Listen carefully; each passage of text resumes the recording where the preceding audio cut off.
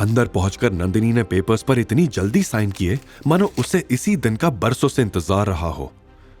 नंदिनी, इस फटीचर से डिवोर्स लेकर तुमने बहुत अच्छा किया, यश ने कहा।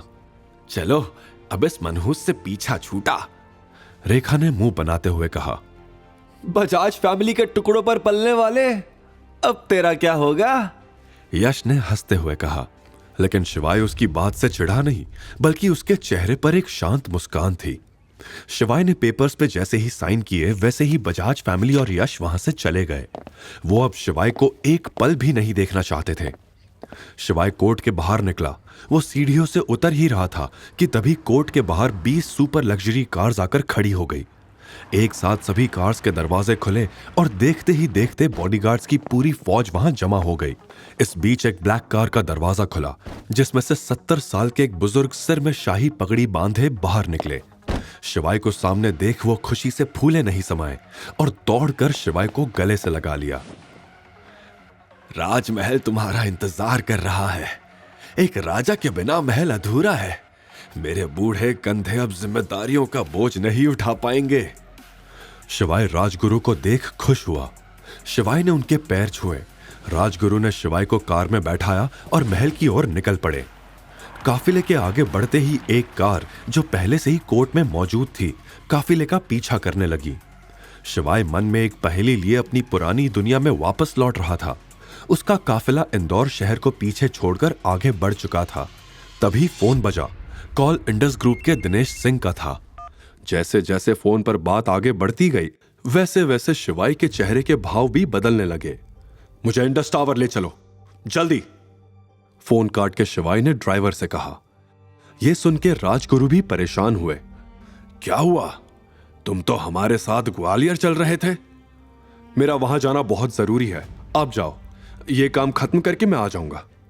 राजगुरु यह सुनकर खुश नहीं थे, लेकिन अब शिवाय ने बोल दिया तो बोल दिया। फिर काफिला इंडस ग्रुप की बिल्डिंग के सामने रुका। शिवाय भागा भागा अंदर गया। वहीं पिछली शाम शहर के बीचों बीच एक सीक्रेट क्लब के बेसमेंट में, जहां सभी तरह के इलीगल काम होते थे, एक शानदार मीटिंग रखी गई थी, जिसमें अरबपति, करोड़पति, हत्यारे, शार्प शूटर्स और अंडरवर्ल्ड में नए भर्ती हुए लोग कमरे में भरे हुए थे। आज से चाहे वो ईस्ट सिटी का पार्ट हो या वेस्ट स्ट्रीट का या सर्राफा मार्केट हो, सभी को एक नाम याद रखना होगा, और वो है मेजर शिवा। अब जब मेजर वापस आ रहे हैं तो हमें सभी मतभेदों को त्याग कर उनका स्वागत करना होगा। हमें भूलना नहीं चाहिए कि उन्होंने हमारे लिए क्या किया था। यह ऐलान एक अधेड़ उम्र के इंसान ने किया, जो उन सभी का सुप्रीम था। एक बड़े रूम के बीचों बीच बड़ी सी कॉन्फ्रेंस टेबल रखी हुई थी। वहीं कमरे के आखिर में एक बार था, जिस पर सफेद मूंछों में एक आदमी बैठा था। सभी नए किलर्स कॉन्फ्रेंस टेबल को घेरे हुए थे और इन सभी लोगों के शरीर पर टैटू और घावों के निशान थे। मीटिंग जोरों शोरों पर थी।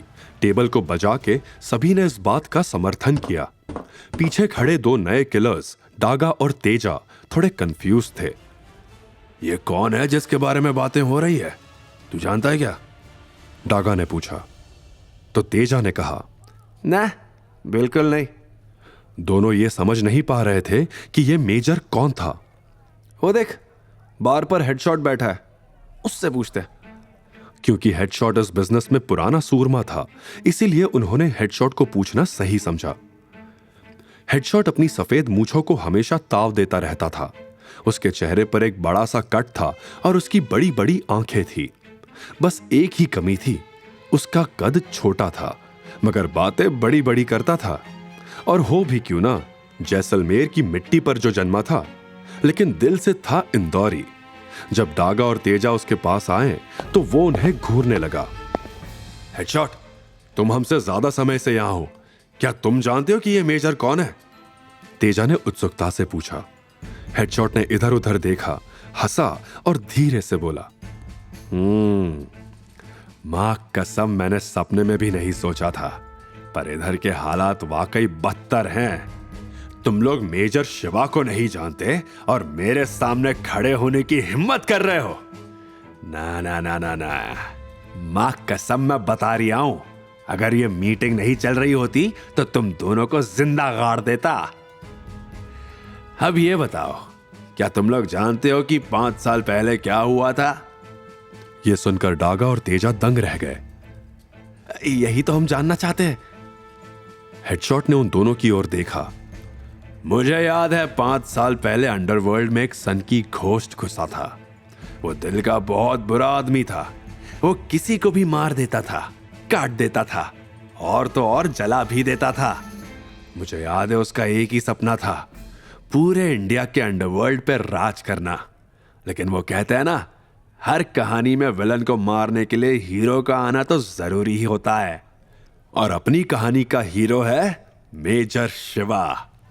ये सुनकर डागा और तेजा शॉक्ड हो गए थे। आगे की कहानी जानने के लिए देखिए अगला एपिसोड सिर्फ पॉकेट एफएम के यूट्यूब चैनल पर। और शिवाय एक विनाशक के सारे एपिसोड्स को सुनने के लिए डिस्क्रिप्शन में दी लिंक से डाउनलोड करें पॉकेट एफएम ऐप।